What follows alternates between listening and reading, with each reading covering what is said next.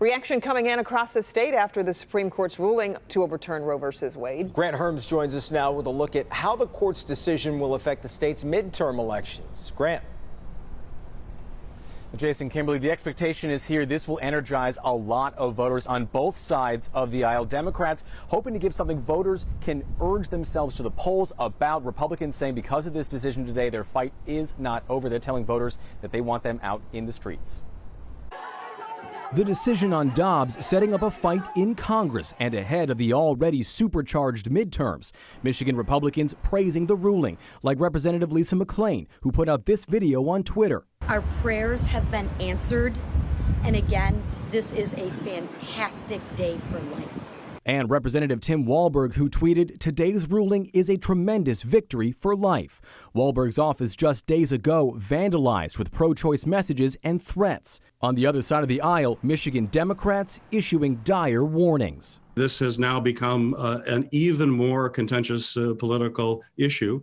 And the people that folks elect, the people who are sworn into office, will be making big decisions. I've heard from many Republican colleagues that they want a national ban on the right to choose an abortion. And our former vice president has called for that as well. Both sides expect the ruling to kick voters into high gear in both the primary and November elections. The decision likely to be very unpopular in Michigan. In the latest Local 4 poll, only 19% of Michiganders wanted to see an end to Roe v. Wade. Democrats hoping it can fix a lack of enthusiasm, and Republicans putting their hopes on the prospect of keeping a hard-fought win won. I assume that people who are avidly anti-choice, that it will energize them, and for people who want to see their rights protected, that they will also be energized.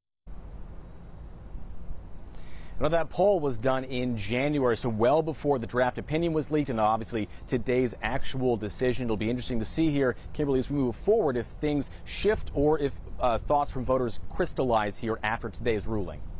Yeah, Grant, what about a movement in Congress? A lot of people have been waiting for today, and a lot of people have been warning about today. What comes next?